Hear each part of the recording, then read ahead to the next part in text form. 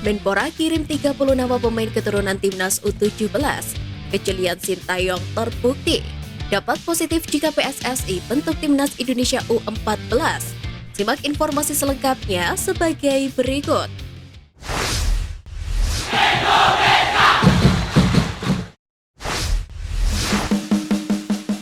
Sodorkan 30 nama pemain keturunan Menpora bantu timnas U17 Indonesia.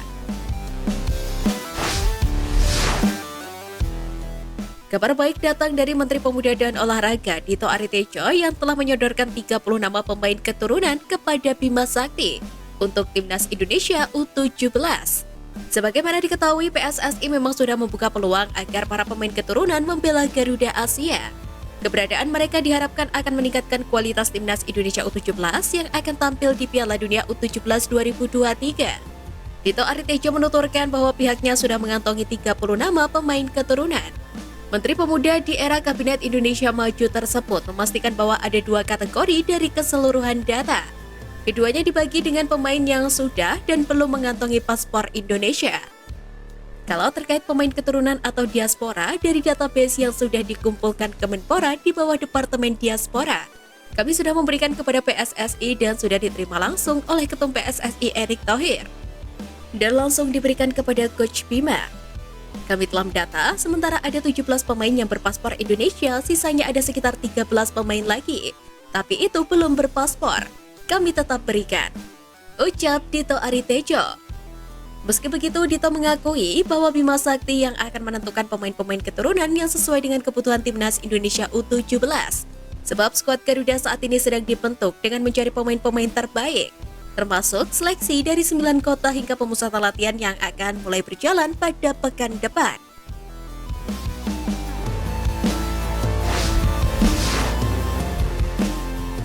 Dampak positif jika PSSI bentuk timnas Indonesia U14.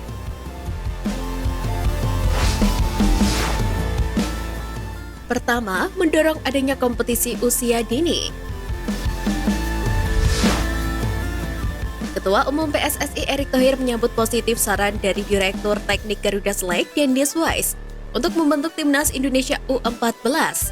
Mau tidak mau, PSSI mesti memastikan kompetisi usia dini berlangsung dengan lebih tertata dan konsisten jika ingin membentuk timnas U14. Pasalnya hanya lewat kompetisi dan pembinaan yang tersusun rapi, maka suplai pemain timnas Indonesia U14 bisa terpenuhi dan berjalan. Kedua, terciptanya pembinaan yang berjenjang.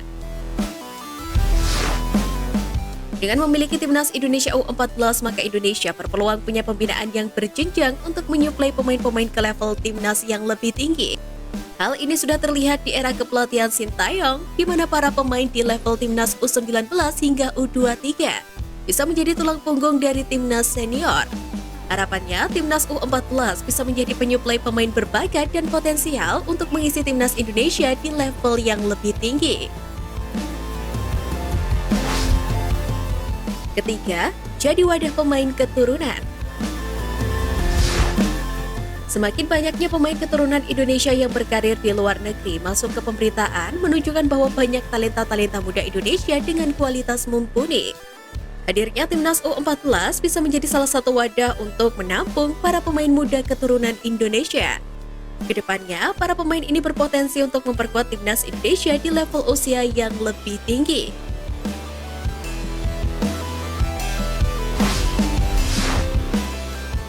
Dua pemain keturunan diincar klub Italia, Sintayong terbukti jeli.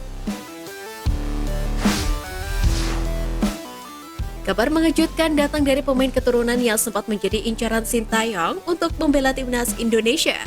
Dua pemain yang dimaksud ialah Tijani Reinders dan Emil Audero Mulyadi. Kedua pemain ini dikabarkan bakal segera gabung dengan klub raksasa Italia.